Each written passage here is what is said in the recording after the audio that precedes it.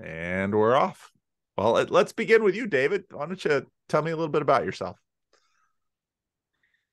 Um, yeah, so basically, well, there's, where to start. I guess I'll start with growing up and my early years.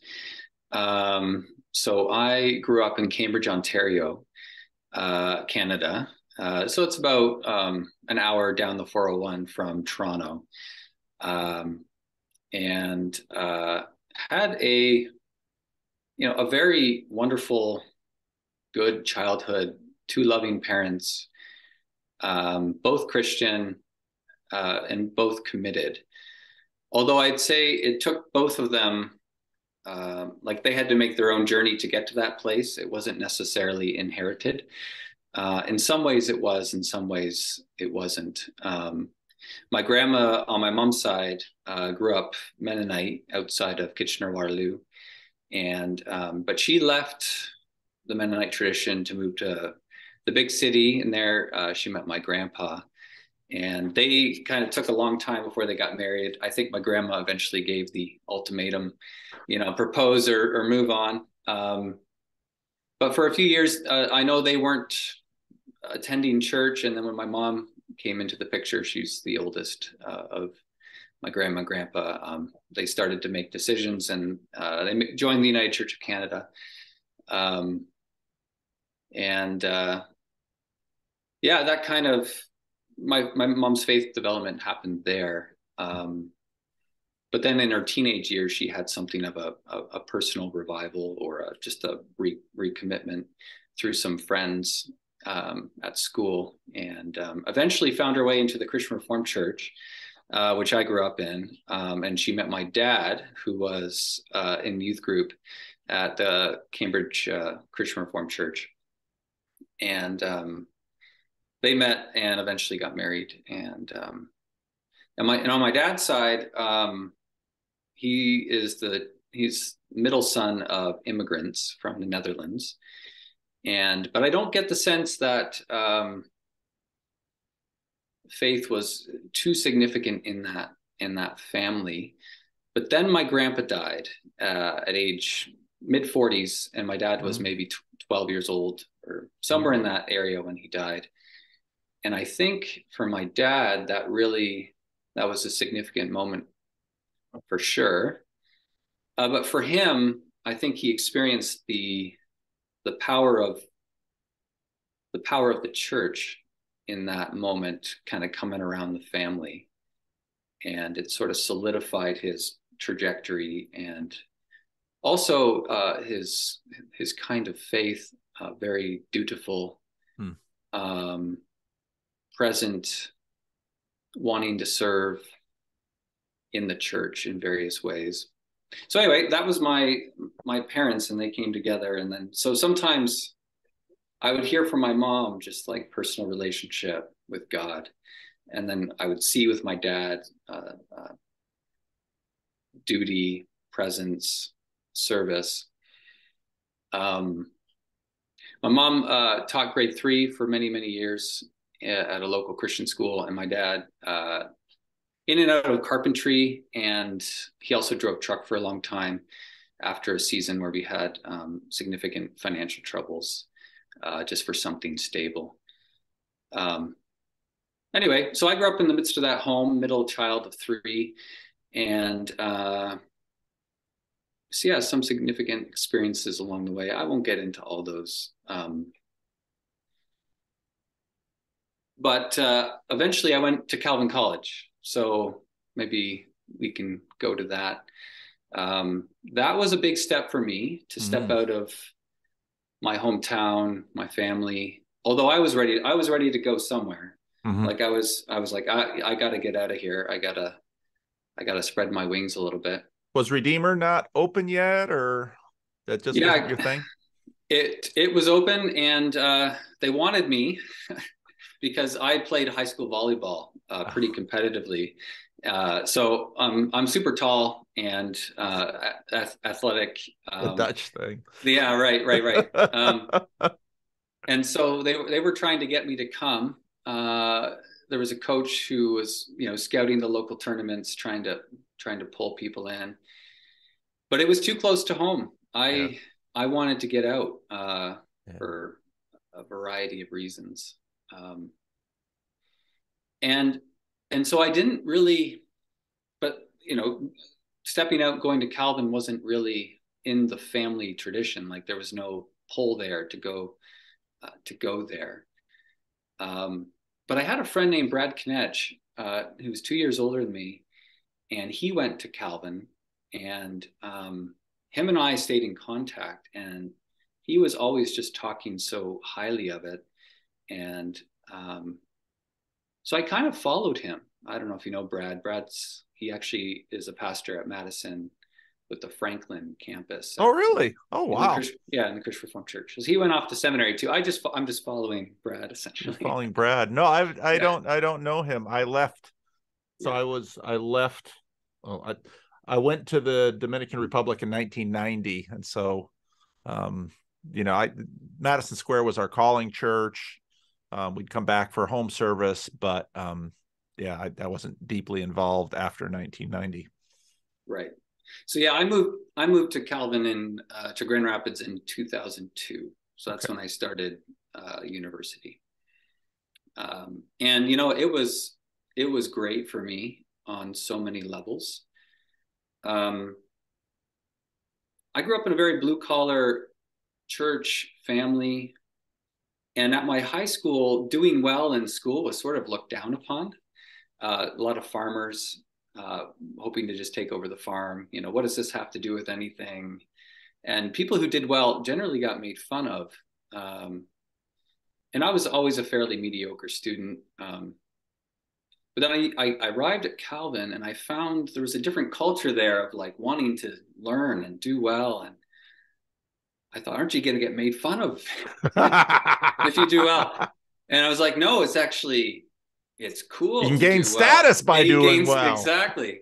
And so it kind of triggered, I won't say it was just the status, but I'm sure that was a part of, just the air I was breathing, but it triggered in me this desire to want to learn. And of course I had professors along the way that really fanned that into flame. I started thinking I wanted to do something in music production, which is, I'm glad I didn't go that direction. But I was very interested in that. I'm somewhat of a musician, play guitar and sing. And anyway, that door shut when I worked at the FAC. So we're getting into maybe CRC terms here. The Fine Arts Center. When you drive into Calvin, if you're coming in for an event, if it's not in the gym, it'll be in the, now they call it the CFAP, the Covenant FAC. It's like, they added that name when they remodeled it for some reason. Right, someone gave money. Yeah. So I worked there as a sound guy, like trying to get good at the technical side of audio production. And I wasn't very good at it. I couldn't figure out the technical aspect. A lot of it's just physics and math and computer programming.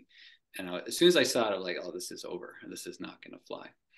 But it was a good experience. I actually ran sound for 3 different synods over the years. Oh, when I was a student. I was there 2004, 2000. So I was there in 2004. So I sat through all those, a lot of debates, and that was actually pretty interesting for me too. So I knew eventually I had this sense that I wanted to get into international development, and Calvin had an international development minor. And so when the music thing kind of fizzled, I was like, well, I know I want to do something with that. So let's minor with that, and then let's explore majors. And one of the classes you have to take for the core requirements at Calvin was a philosophy class. And I took that with Rebecca DeYoung, and it leveled me in a way I was not prepared for. Rebecca DeYoung, she does a lot with ancient philosophy, Plato, Augustine, Aquinas, and she basically just had us read the classics. And so I just remember reading, the unexamined life is not worth living. And I was just like, oh no, like I have not been thinking about my life. And it really hit me, like it really hit me hard. And I was like, I have to figure out, I have to think more intentionally about who I am and what I'm doing here. And I had been a Christian and committed one. You know, I had gone through profession of faith class, right, in the CRC, and that was important for my development. And I actively was always seeking out church, even, you know, in my early days at Calvin. And so that was there, but Plato, Socrates opened up this other world that I all of a sudden knew I needed to engage.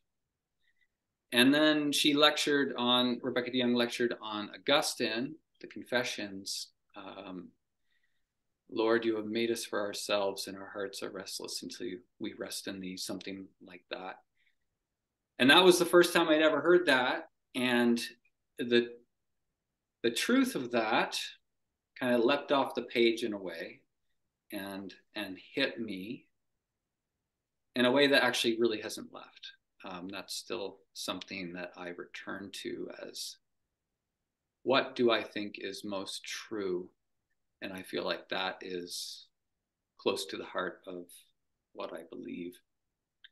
And then, so I'm being rocked by Plato, I'm being rocked by Augustine, and then she gets to Aquinas, and we read this little book, A Treatise on Happiness.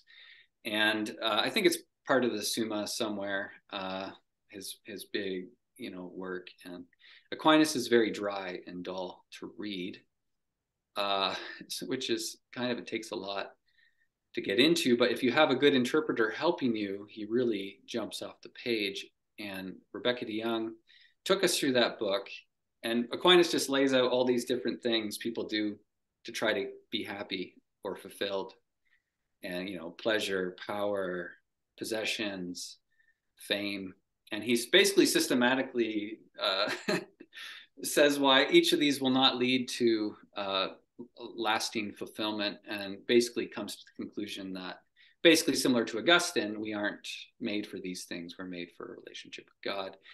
And the way she articulated that was so powerful to me.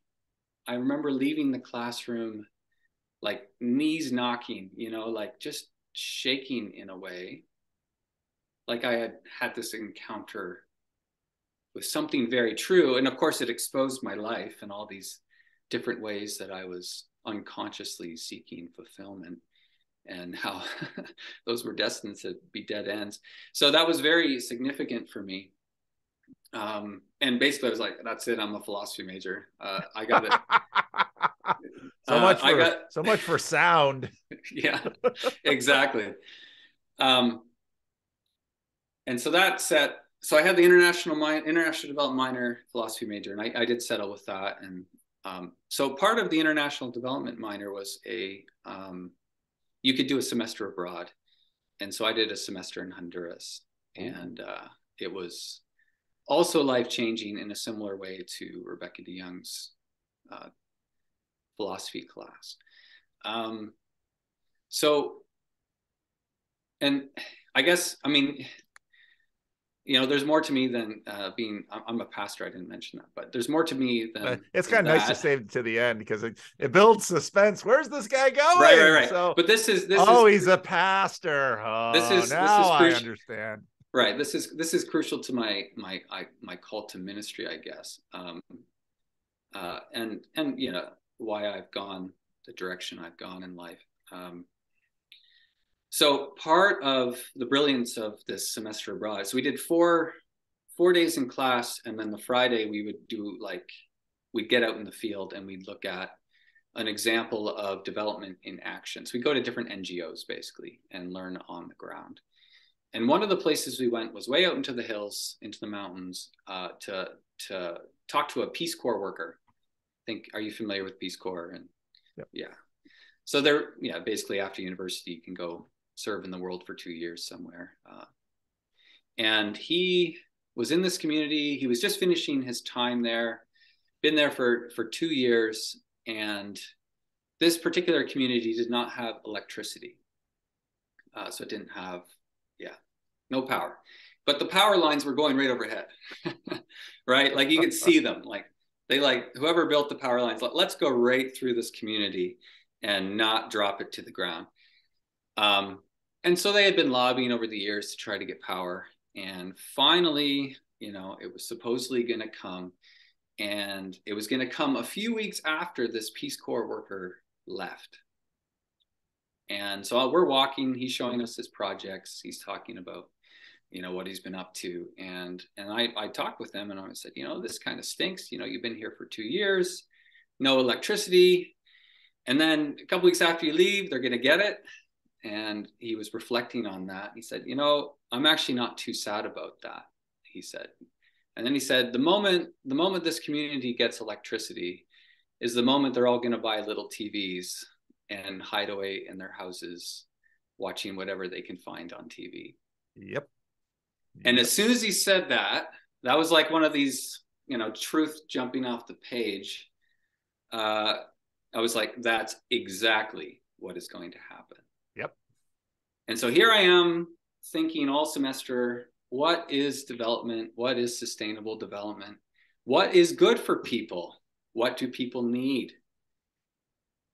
And then I'm like, okay, this is way more complex than getting electricity is a good thing, you know, but TV, like, okay, well, like, should they be watching Jerry Springer? Like this is not going to be good, right? Or anyway, so what I came to the conclusion that day or in that time that it basically gels with what I was learning from Augustine and Aquinas, that there's a poverty that is deeper than poverty of possessions. And slowly I came to realize that what I was being called to was to engage that deeper poverty. And partly that was, you know, the call was there in that little nugget. But I also like with the sound tech stuff, I realized near the end of my philosophy degree that I wasn't very good at philosophy either. At least not good enough to try to make a career of it. You know, we got into, I started with Plato, you know, the unexamined life is not worth living. And then you end with the super technical analytical philosophy written in the 21st century, 12 pages of complete dense argumentation. And then I saw, you know, when they put probability theory in their arguments, I was like, oh shoot, this is just like math. And I'm terrible at math. And I was like, this is over. This is done. I can't do this. And so, but I had all these questions and I knew my learning was not done. I got to do something. I've got to keep learning. I have unanswered questions. But then there's the blue collar in me. It's like, okay, you got to make it practical. What can you do to keep learning and strive towards some sort of practical end? And I was like, I'm going to go to seminary. Yeah. You get your books and the people too. Exactly. And I got excited about the opportunity to be sort of to bridge these gaps. Because it was always so hard for me to understand what I was reading. Like I always had to work so hard to try to articulate what I was learning. But once I had figured it out, it was easier for me to explain that to people who were in maybe my own shoes. Mm-hmm. And I was like, maybe I can bridge these worlds. And maybe that's part of how, well, at that time I was like realizing maybe this is how God has shaped me for putting this all together. And so I had a good experience at seminary. I went right from from college to seminary. So I lived in Grand Rapids for 7 years. And it was great. In some ways I was disappointed. Yep, they try to do a lot in seminary, and see, I wanted to go deeper, and I realized it was just like getting another BA. And so that initially was disappointing, but I made it work. And then I had 2 internships, both of which sort of confirmed the pastoral trajectory. One was in Toronto, in basically an immigrant community. And then one, I was a pastor in Owen Sound, Ontario for, there's a connection there. My grandfather's church. Yeah. I interned there, or I did a 10-week internship in 2000. Wow. 2009 or 2008 or 9, somewhere in there. Wow. Oh. Yeah. So my grandfather's church is still there. It's still there. Oh, yeah, I think wonderful. I think it's doing pretty good, I think. Oh, that's good. Yeah. And so from there, we went, my wife and I met my wife at Calvin. We got married after our first year of seminary. She went to Western Seminary. So my wife has her own, story. She went to Western Seminary. So there was a while we were kind of going off to different things and then coming back at the end of the day, talk about what we were learning. So we got married, finished seminary. We moved to Hamilton. My wife did a CPE, which is like a chaplaincy residency in Hamilton. And I was looking for a call, preaching places. And I found a job working with youth at risk too, which was wonderful. And then we got the call together out to Victoria, British Columbia. Oh, which is west coast of Canada on Vancouver Island, southern Vancouver Island. And we spent the last 10 years there. Wow. That's wonderful. But now I live north of Toronto. So in 2021, we moved to Alliston, Ontario, which is a small town about an hour north of Toronto. Okay. You miss the West Coast? I do. I miss certain things. I miss certain things: the ocean, the forests, the mountains. Mostly it's nature related. And then also I'm a huge cyclist. So I basically lived, we had a car, but I did all my work on a bike. I biked everywhere, all the time, all year round. And it was awesome. And people around here don't get bikers. And so it's very dangerous to go biking on the road around here. I still do it, just carefully. And what have you thought of ministry? How have you liked ministry? Good question. It's wonderful. It's complex. It's hard. It's fun. It's powerful. It's tiring. There's a lot of pieces. So the Victoria years were very formative for my, what we in the biz maybe call our pastoral identity, the shaping of our sense of call and purpose, and how we grow into, how do I handle myself in this role? Well, Victoria is not like Grand Rapids, that is for sure. It is not. And I loved living in Grand Rapids. It was actually very hard to move. I just loved it so much. But in Grand Rapids, I felt, and it was the world I was in too, the conversation, especially around Christianity, was, what kind of Christian are you? Well, I'm not like those Christians, and I'm not like those Christians, and I'm not like those Christians. So I'm this kind of Christian, right? And you're defining yourself in opposition in a way to all the different kinds of Christians that are around. But in BC, it's like, I remember hearing a statistic from one of the church planters I was connecting with, that about 4% of the residents of Victoria were actively worshiping in a Christian church on Sunday mornings. Yeah. And I was like, hold on, did you just say 4%? Like, that's almost nobody. And what I had been doing in some of my preaching was doing a little bit of that. Well, we're not this, we're not that, like, we're not Catholics, we're not, Right. And all of a sudden the absurdity of that just hit me. It's like, this is I'm in a different world. And it was the start of what I came to call my missionary identity. I came to see myself less as a pastor of a Christian church amongst many churches and Christians, and more a pastor of a Christian church in a city that has very few Christians. What does that mean for me?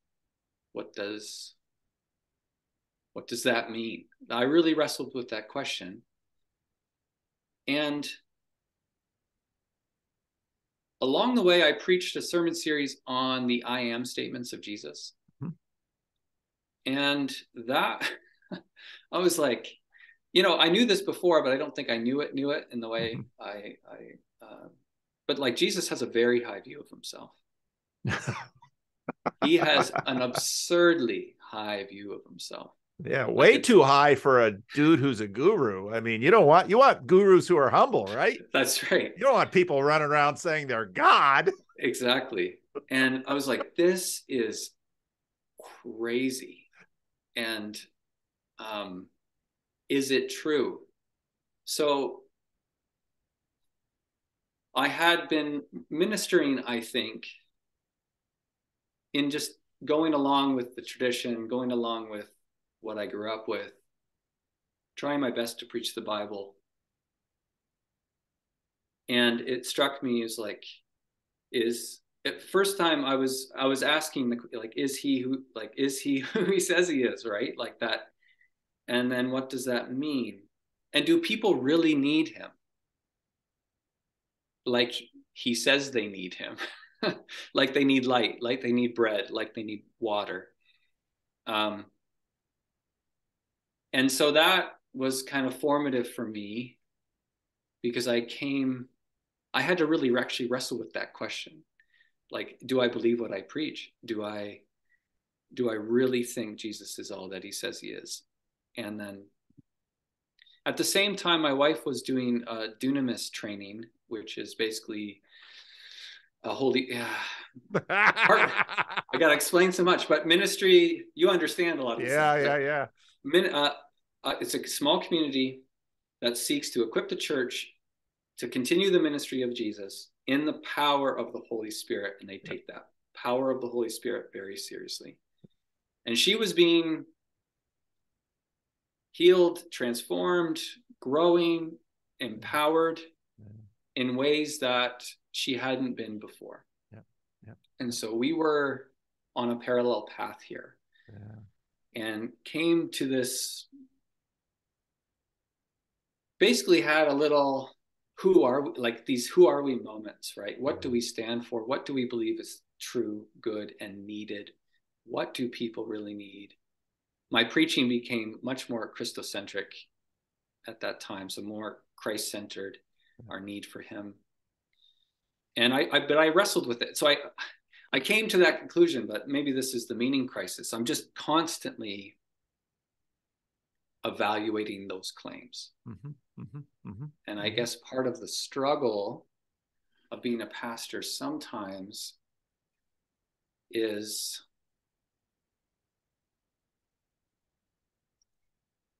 I've got to believe it in order to communicate it and promote it. And not lose your soul. Yes. Without, and having it be authentic, it's a word you don't always like, but like without being week to week, well, this week I sort of believe it. This week I really believe it, right? But constantly engaging that question and testing it. I want to test its truthfulness. And I remain a pastor. And so I continue to come back to the conclusion, yes, I believe this is what people need. But that's the ongoing dialogue of just my inner world. Yeah. Right? Well, it's basically the workbench of your vocation. Right. I mean, it's just like you say, I mean, you can be out there faking it for a stupid CRC minister's paycheck because you're too afraid to try anything else. Yeah. But that's a horrendous thing. So you can't survive. Eventually it just hollows you out and you go crazy. You go crazy at a certain point. Or you do something really stupid that blows up your life. Right. Yes. So yes, no, that's absolutely. right. That's right. And then along the way, I met you. How did you find me? So this is the first time we're really meeting, Yeah. but I think it was one of your your post-synod wrap-up videos, Oh. you with the TV behind you. Oh, that one. That's early. And I saw the synod post game show. That's right. Yeah. And I watched it and I thought, you are what I really appreciated about that was actually your historical lens, which was much broader than what's just going on here, but how does this fit into the bigger picture, evangelicalism in America, in North America? And I ate it up. And then I started checking in on the blog, your blog, Leading Church, every so often. And what started to happen is you started to basically curate my reading or consumption of the internet. You became my I don't want to engage the whole thing. I don't even know where to start, but I'll see the articles that Paul posts, see the videos he posts. I'll give them a listen. I'll give them a watch.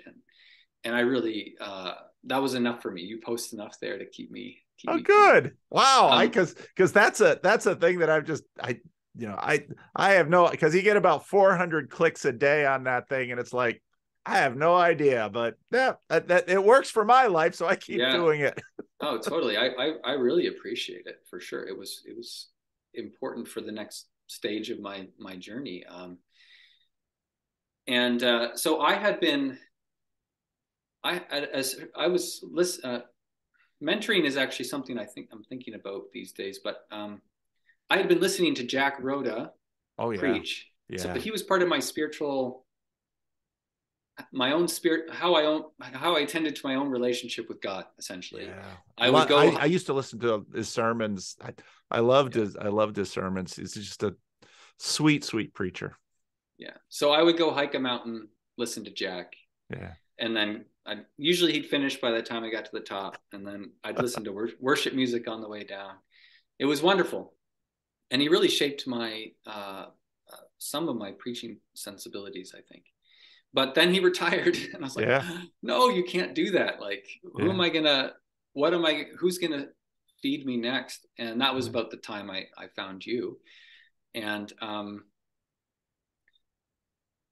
and so I've been, in a way, I switched a little bit over to you. It wasn't even a conscious decision, really. It just sort of happened. And that's how I, landed on the Peterson, Peugeot, Vervaeke, the pipeline, as people are calling it. Your pre-pipeline. Yeah. But it was very interesting. So I'm out in BC. Victoria it's like Portland. It's like Seattle. It's very secular. It's like Toronto. And so then I'm diving into the biblical series. Yeah. And I'm riding my mountain bike through the forest. Just be like, what is going on? This is so interesting. And I'm learning, and I'm like, I've never listened to anyone go through the Bible with this lens. And this is just fascinating. So I kind of got addicted to that for a while. Yeah.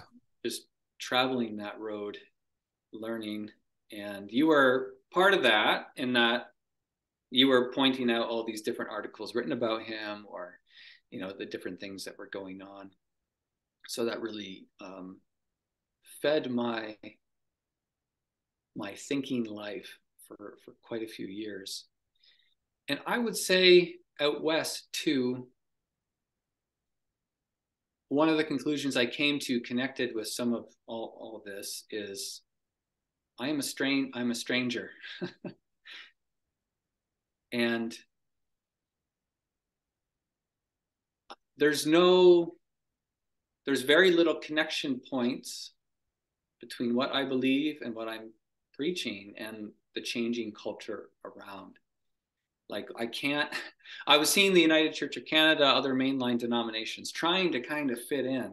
Like, this is not working. fit in, the trying to be acceptable to the culture, it's not going to work. And that was very, very clear to me. And then Peterson was like, well, I'm just not going to try to fit in. Well, he tries to fit in some ways, but like he was giving an alternative. And I've been following neutral world. What are the schema? The neutral world, positive, neutral, negative world. Negative world. Aaron runs 3 worlds. Yeah, that's right. And I think even back then I was coming to the conclusion this is a negative world. Yeah. Well, especially in BC. Yeah, and the goal. Yeah, so that has really shaped my ministry as well in some ways, and even my thinking on various hot button topics, which I try not to go into probably today. But yeah, so yeah, I don't know what else to say. That almost brings us up to today. The call to Alliston. So that's preacher talk for this church over here. Thought that Brittany and my wife and I, would be a great fit for the next leg of their journey, and we thought that was right. Like, it just was clear to us that things were coming to a conclusion out west, and the new season was here, and our gifts met their needs. It was What are some of the different contexts breed different churches? So what were some of your thoughts in terms of the compare and contrast between BC and Ontario, where you are now? Are you what kind of community are you in? Is it right? Yeah, I think the simplest way to describe it is there are less Teslas and more pickup trucks. Yeah. Until the Cybertruck comes out, at least. And people like to idle in their vehicles endlessly. It's like my Vancouver Island sensibilities are definitely being offended. It's a farm. It's more farming. It's more rural, but we are slowly being taken over by Toronto. So it has the excitement. The locals don't like this excitement. Yeah. I kind of like this excitement. Yeah. There are gigantic subdivisions being built that look like you could be in Mississauga. Mississauga is a big suburb outside of Toronto. Like the world is here. You just have to walk into Walmart, and it's like things are changing. This community will not be the same in 10 years. So we're an hour away from the city, but property prices in anywhere within a half an hour of the city are out of reach. And so people are moving up, and a lot of those people are recent immigrants to Canada from all over the world. So you have that kind of dynamic happening around here, and you can see it, and the locals don't like it, but it will not be stopped. Yeah. In my church, it's a real mix of people, potato farmers, big Honda factory in town. So there's some Honda employees, so lots of retired folks, construction workers. It's a blue collar town, no universities. Beautiful rolling hills. I love it. The maple tree forests, the Niagara Escarpment runs through here. The valleys and the creeks that run down to the Nottawasaga River, it really feeds my soul. So that's been nice to leave a beautiful place, but come to a place that is more beautiful than I thought it would be. And so I've really enjoyed that. Well, thank you so much for your story. I just really enjoyed hearing it. And I've when I started the channel, I kind of wanted more CRC voices on it, CRC ministers especially, because there's I got all the time, well, you're not like other ministers, and it's like, oh, but there's and also not that different from other ministers, you know, the issues that we have to wrestle with, our formation. You know, ministers are people too, and it's not that we're sort of religious non-player characters running around the landscape, just mouthing. You know, anybody who's got a living soul has to wrestle with this themselves, and they'll be wrestling with the same things that are in the culture. And so they'll come to lots of, you know, as we see in the CRC, they'll come to lots of different answers about it too. Right. And yeah. So no, that's a beautiful story. Well told. I think people will. You are going to let me share this video. I hope you're not going to let that would yeah, be so far that would just be cruel at this point, because yeah, no, totally. I've you know, because obviously, and I know you know this too, because when you hear a story like this, you've got people in the back of your minds thinking, oh, I wish they'd hear this. Oh, I wish they'd hear this. And I got that via this whole crazy channel going on. And so, because there are people out there wrestling with vocation. Actually, the conversation I had just before you, another Canadian, a French Canadian, who's a musician, he's going to be an elder in his church. And so, yeah, the Rando's conversations are, you know, they don't get the clicks like the Jordan Peterson commentary videos, but there's a realness to them that is very refreshing on YouTube. Yeah. So much YouTube. Yeah, I listen to clicks. At least some of them, you know, I feel the same way, but yeah, I mean, you've got plenty of randos in your life already. The pastoral side of me, I'm just endlessly curious with people, right? Yeah, like oh, tell me more. Why are you interested in that? What has happened in your life to lead you to this place, right? Like, I'm just endlessly curious about that. I don't have a I've got a 2:00 I have to travel a little bit to, but I don't have to cut this off at the top of the hour. So if you want to get into some stuff, go for it. Yeah, you know, I was wrestling. Do I have any questions for Paul? And in a way, I've got, you know, 1,000, and none of them really seemed super important for this moment. Well, let me ask you some things. What do you think about this whole estuary project? I don't know if you've caught much of that channel or thought about it. If I didn't ask this question, Van Donk is going to be on my phone. You had a CRC minister on your channel. You didn't lean into him on estuary? Oh, Paul, I'm in. I'm part of the group. I'm part of John's thing, the ElSnet or whatever it's called. Okay, I don't have Van Donk on my back then. Yeah. Well, so have you started a group, or where's that at then? Yes. So I started a group and no one came. That's Van Donk's worst nightmare. That's why he hates me. He doesn't hate me, but he's like, Vanderclay, you open a group and everybody comes because your stupid channel. He never says that exactly, but that's what he thinks. I know it. Right. Yeah. Yeah. You know, I did a bunch of promotional work. It's really hard for me to start new initiatives like this. I really have some internal hurdles I have to conquer to like get these things going. But I promoted it. I put stuff here and there. I started a meetup. There was 10 people that signed on to the meetup. I promoted it with 5 or 6 guys in the church that I thought might be interested.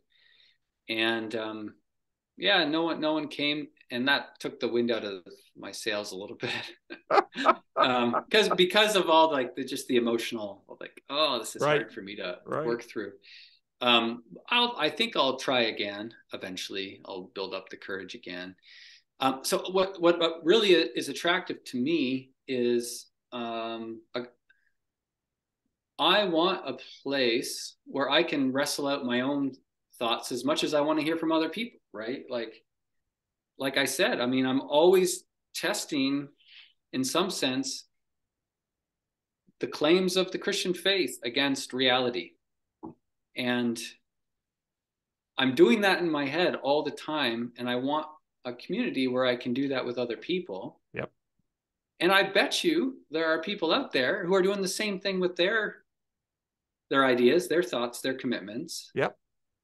And they're looking for it too. I believe there are enough people out there. It's just a matter of timing and getting the word out, trying to communicate it, and then getting like the ball rolling so that it turns into a lively community, right? Yeah.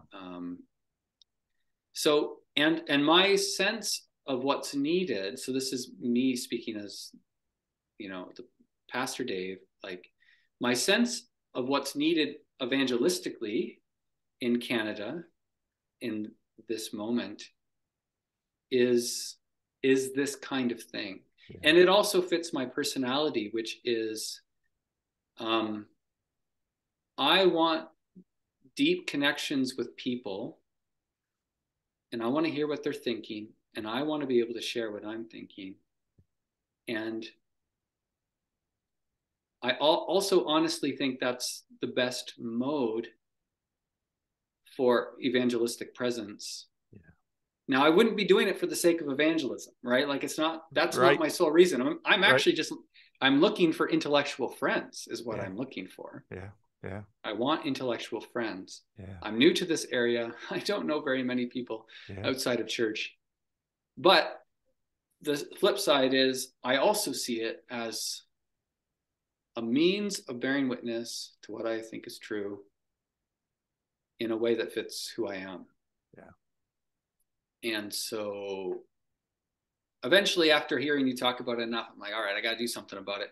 And so I reached out to John or the website, and I got on the list. And so I've been participating in estuary groups for,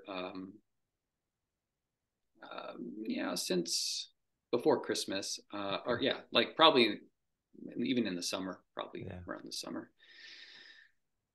So I like it. I think, I don't have criticisms. I have, maybe I would do it a titch different than how it's been modeled to me, but not much. I wouldn't change much.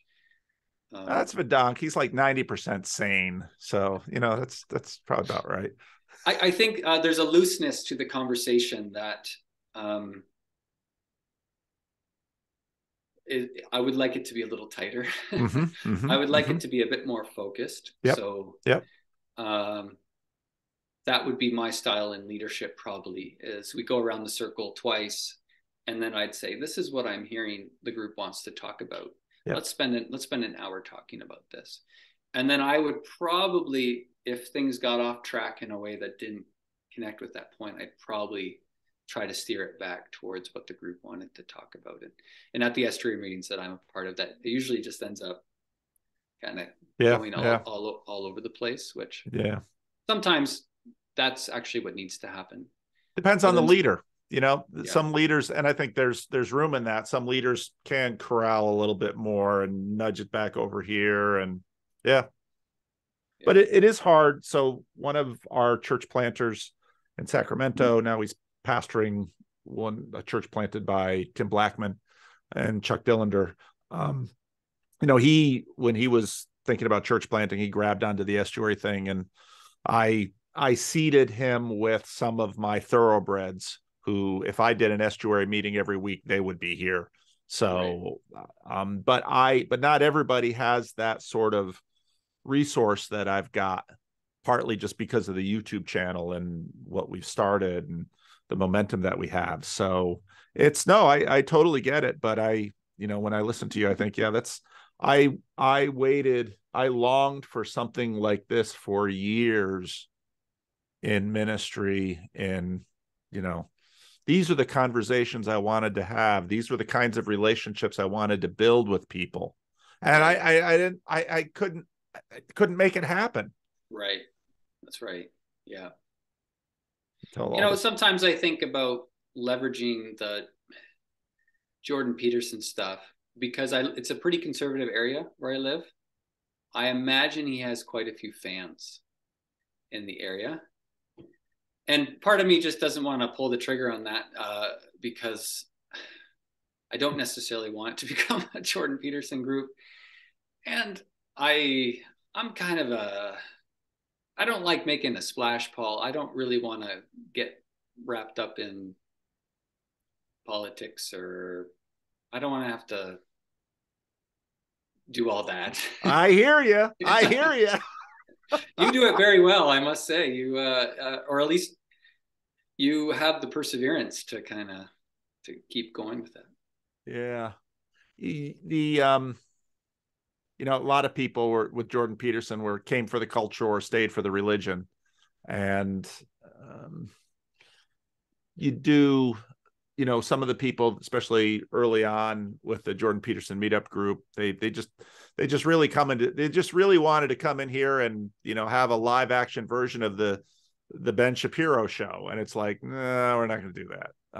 You know, start your own meetup group. If all you want to do is bang on about, you know, owning the libs and conservative politics, go just found a conservative political group.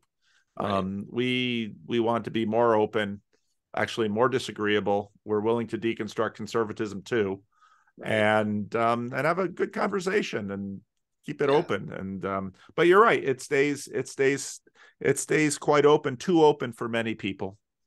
But, you know, we all have to live with our temperament too. And mine is just really open for some strange reason. So, yeah. So I'm looking for opportunities to continue estuary, or, you know, the moment out here might call for something different too. Like I might just have to, but I have considered starting some sort of, like, you know, dad's group, or it's just a bunch of dads with kids around my church right now, and it might be a better something for me to engage with. That's actually just the wave is right there. I just have to ride it, you know. Yep. So you are the pastor of Alliston, now tremendously creatively named, I know, Alliston Christian Reformed Church. Yes, I know. We used to be Sacramento Christian Reformed Church, yes, so I totally get it. Yes. You know, it's actually an interesting, I think about the name quite a bit, in that, especially in Canada, the CRC with its more recent immigration past, there was benefit to actually highlighting the Christian Reformed Church aspect of the name, and just say, oh, this is where it is. It's in Alliston, or it's in, you know, any small town. Owen exactly Sound. Yep. Exactly. Just because when other CRC people move there, they'll just go to it like it's the the McDonald's or whatever, the franchise model. It's the Tim Hortons. Yeah, but that is just not the case anymore. That circulatory system is almost done. Yeah, I was thinking actually recently that the Toronto area might not be too much. There might be similarities between the New Jersey experience and the Toronto experience. Big city, people can't afford to live here anymore. People are moving out. Churches are dying. Like, the Christian Reformed churches in Toronto, I shouldn't say too much because I've only been here 2 years, but they're not numerically doing too well, most of them. Right. And it doesn't matter if they're more progressive, more conservative, they're having trouble. Yep. And you just start to see, like, how long can this go before there needs to be amalgamations or really significant conversations happen? And that's happening in at least 2 or 3 of the churches in the classes are not doing so well. So yeah, there's this, and it's also has the rural more progressive, and anyway, back to the name. I don't really want to take out Christian Reformed Church, but if there is a way we could highlight our identity such that it wasn't just an outpost, another Christian Reformed church in another small town, I think that would probably be good. Well, once you plant some more, then you get to change the name. Right. Because then you can be First Alliston Christian Reformed Church if you want to, or you can pick some crazy name like Living Stones. And yes, but actually Living Stones has worked much better than Sacramento Christian Reformed, because you skip over Sacramento because we're here. Exactly. And then you skip over Christian because it's a church, and then people park on Reformed, and that goes weird places. So it was not a helpful name, but it was helpful in terms of the circulatory system that you just described. Exactly. I'm a Christian Reformed Church person. I moved to Sacramento. I go to the Sacramento Christian Reformed Church. It's very simple. Yeah. No, that's totally dead for sure. Yeah. That being said, we still get some transfers from other CRCs, but they're mostly older people. Yep. Or dyed in the wool. Yep. But I wanted to make sure that got named here, because after this video, there'll be a rando or two that are like, oh, that's not so far from me. Right. Yeah. Well, any other rando out there who wants an intellectual friend, it's like, I'm here. I'd like to do something. So yeah, I would, if that happened, I would be actually very happy. I think it probably will. It usually does. Now, how it'll go in the long term, that's a whole nother question, because randos are randos only for the first few minutes. And then once you start digging a little deeper, then suddenly, oh, wait a minute, I thought you would be this or do this or think that. And you don't think those things. So I don't know if you're the rando I'm looking for. Yeah. Well, that's just people. But as a pastor, of course, you know that. You have that with church shoppers and people who come in and yeah. Like back to, do I have I don't really have any questions for you right now. I guess I just thought so I was looking back on the mentorship question, and I was like, I had this pastor named Ralph Coops who he helped formulate some aspect of my sense of what it means to be a pastor. And then, I had Jack Rhoda. He helped me understand more how to communicate and preach in a way that I'm really thankful for. But you had father, grandfather. I didn't have any of that. Dave Beelan was a big influence on me. Right. Yeah. Although I should say on my wife's side, there's a history of my wife, my mother-in-law is a Cooper, so there's a New Jersey connection there. But the New Jersey Coopers. Yeah. So my grandfather on my wife's grandfather was a CRC pastor, so it is in the family. Well, Sam, Sam Cooper, he was with me in Madison Square, and he's been in Canada like his whole ministry. Yeah, he's in Classes Toronto. Yeah. I bump into Sam. I used to bump into Sam at Home Missions Board meetings and then at Synod, and Sam's a real treasure. Yeah. But what I wanted to say is you have been the mentor for the last at least 4 or 5 years. And it's like this weird thing in that it's from afar, and this is the first time we're talking. Strange, isn't it? Yeah. But I just wanted to say thank you. Well, it's humbling. You're very welcome. For putting in the work, and you're more or less just being yourself, but you being yourself is, I think, part of what I needed, or have needed for the last 4 years for my own continued growth. And I'm not asking for more or anything like that. Like, I know that it's not really possible, but and it got me thinking about mentoring in general. And I watched John Vervaeke's the first 2 after Socrates lessons, and I was like shocked. I was like, he's trying to get me to be a Socrates disciple, and and to be like it, basically to be mentored by him, to have him show me how to live, how to be in relationship. And I was just like, oh, that can happen. It sounded like that happened with Rebecca DeYoung's philosophy class. Exactly. All the mentors I've had have been, and this is a lament of mine, all the mentors I've had have not known that they were mentoring me.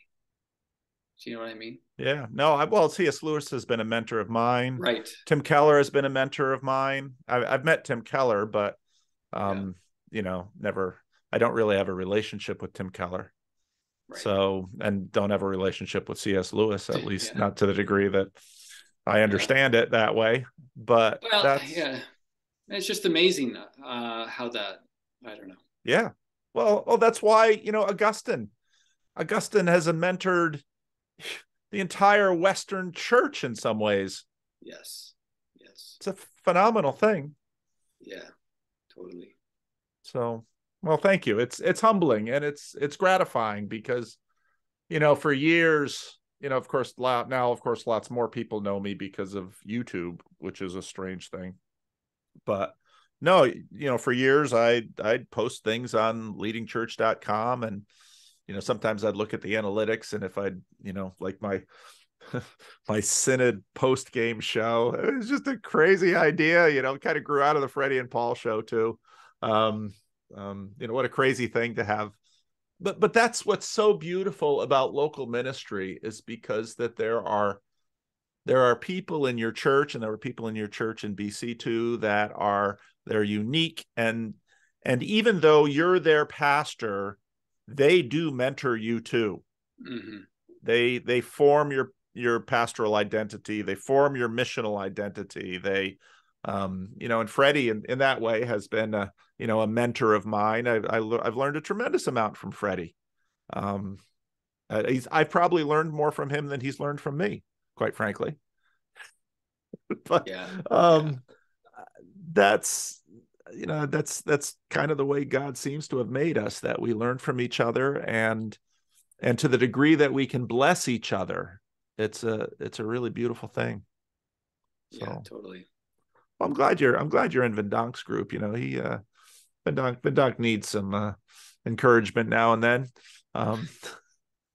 Sometimes I feel like I'm maybe a little hard on him. I gotta. No, you can't be too hard on Vindonk. You gotta, you know, he's a stiff-necked Hollander, and he's got a wooden head and wooden shoes and all those things. So you got to be. I shouldn't. Those who should know that John and I shared a room for almost 3 weeks in Europe. I mean, he dragged me around the Netherlands, and poor Job put all those miles on Job's car. It's been insane. But you know, you're in a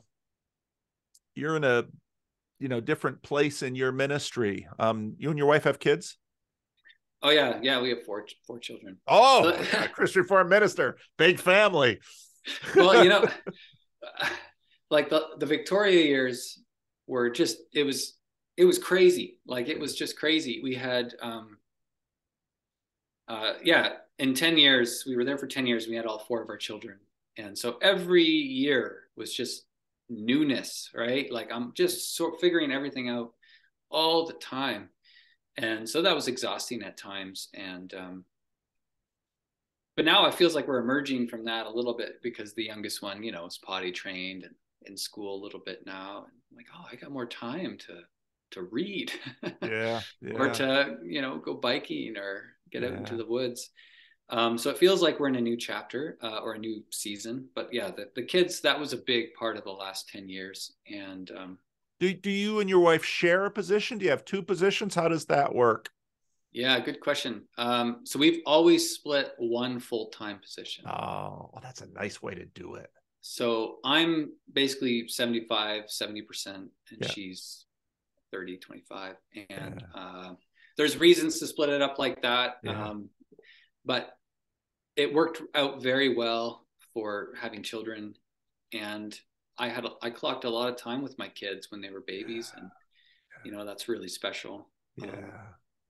And, you know, when I get sick of being at home, I go back to church. And when I get, you know, tired of being at church, I go back. Like, it's just a balance that has really been sustainable. There's some drawbacks. But that's not for us, they aren't big. We are very unified in our thinking and how we handle ourselves pastorally. I think if that wasn't the case, that would be really, really tricky. Yeah. But for us, it works very well. And the way I describe it is we don't really split up roles super clearly. Yeah. But the way I describe it is I'm sort of the general practitioner and she's the specialist. Okay. So I refer people to Brittany. Okay. Okay. Her name's Brittany. Yeah. And so I kind of do the everyday pastoral role. And then she has more of a specialty prayer ministry and counseling. And that's where her skills are. She preaches maybe once every 5 to 6 weeks. Okay. And she's very good at that.